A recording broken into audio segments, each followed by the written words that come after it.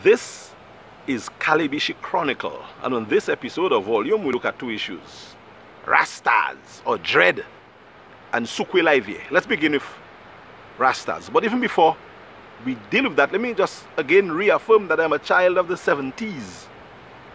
And most of the tradition of the 70s were brought into that era from the 40s, 50s and 60s. Because my grandmother was a child of the 40s, and a lot of things that we did in Calibishie in the 70s were carried over from that era.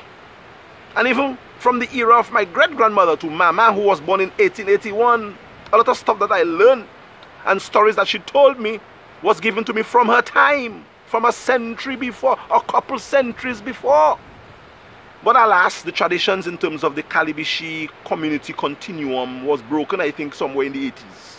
I think after Freedom Party won, and the village changed a beat. So we'll speak about the politics a bit later on. Not partisanship, you know, the politics of Calibishie. But let's stick to the issue that I want to speak about. Dreads. I remember one incident with the Dreads.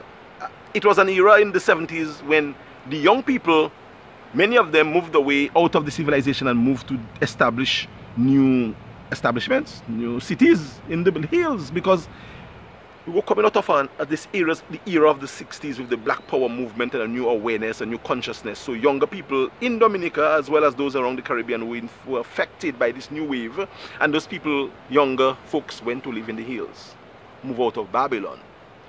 So there was an area called Jacko, which is, instead of, well, for the backstreet, people who know backstreet area, instead of turning right when you reach Mavon or Maboboy house to go to the Liviedu River and to the Savannah, where we spent a lot of time, you go straight in on the left hand side and you go up that little track, and there is a source. You could drink from the water and bathe.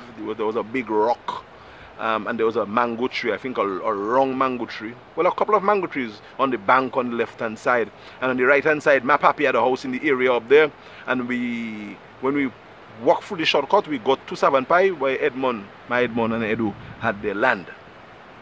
So one day I went there as a boy to bathe and to get some water. I was about 9, and at that time, at that age, I was doing stuff, you know.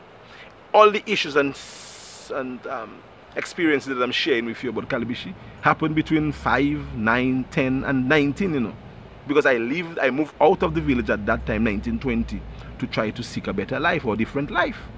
So I'm telling you, I can give you a world of experience which I experienced during that time. Of course, I came back to the village every now and then, and I saw traditions continuing. But in terms of actual life in Calibishie, I spent about 19, 20 years in the village, and moved out and moved back in and moved out and moved back in at different times. So that day when I went to have a shower and to get some water, well, a bath, I sensed something different. My eyes were kind of tearing up, burning up. And then I know that there was a different presence. So when I lift my head up, there were like 4 or 5 guys dressed with screw pine, you know, straws around their waist. And they had content on their back. Content was a sort of a basket that they made, but it looked like a knapsack. I think that influenced the backpack anyway. And in that backpack, which was quite, you know, untidily unkept, they had food and stuff and bags tied up, and no plastic bag, you know, different caucus bag and so on. They didn't use anything like plastic, and shoes and clothes. And they had some really strong odor. So I looked up, and they like watched me. They didn't speak, didn't say a word. They kind of surveilled me to see whether I posed a threat, and I guess I didn't. And they gave me guava, look, apricot. They just gave me some stuff and tell me, go. So I say, okay. I fill my little gallon tin. At that time, we used to use the Gramaxone bottle, and we had to clean that up properly. We used sand and little gravel and blue soap and a bush, a particular bush. What's the name of that leaf now? But it had prickles on the back. I can't remember right now. And we used to put that in the gallon tin cover, in gallon tin little opening, and shake until we got all the Gramaxone out. We had to do that for like hours at a time. So that was what I was carrying. a Gramox Zone bottle, I was carrying my water. And the bigger girls like my sister would carry water from the little bidon, the little round bidon from Guadeloupe with the cover. That's what they used to use. I couldn't do it at that time. I was not as strong. So the younger people had the gallon tin, and the bigger girls like Fee and Satinette and Valley and Annie and so on, they had the bidon. So I pick up my gallon tin, I fill that quickly, and I went home. And I told my grandmother that I see some dread. She said, "You see dread?" I said, "Yeah." She said, "Usha, you see them?" I said, "I saw them in Jaco." And I explained to her what they did. And she said, "Alex, them people deadly, you know." I said, "No, ma'am, they didn't do me anything. They just tell me, give me food, and I show her the food they give me." And she said, "You eat them?" I said, "Yes, I eat it and I have some more." And then she said, "Oh, God, oh." So, but I remember, as a boy, experiencing this dreads.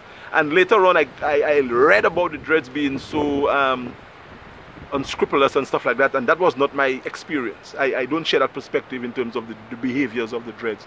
And even now that I understand the movement better, I think it was a time of Dominica's history where something happened and there were some bad elements among them too who did bad things. But the moving out of Babylon into a new society was something that made sense to them at the time, and now it adds value to our life in terms of eat what you grow and grow what you eat. That would have been the dreads in the 70s who started that tradition. I promised that I would have dealt with the Sukwe Livier. I will not in this particular series or episode or volume, because time. We try to do 5 minutes per episode and I do not want to go beyond. So let's do with the Sukwe Livier tradition of Calibishie on the next episode.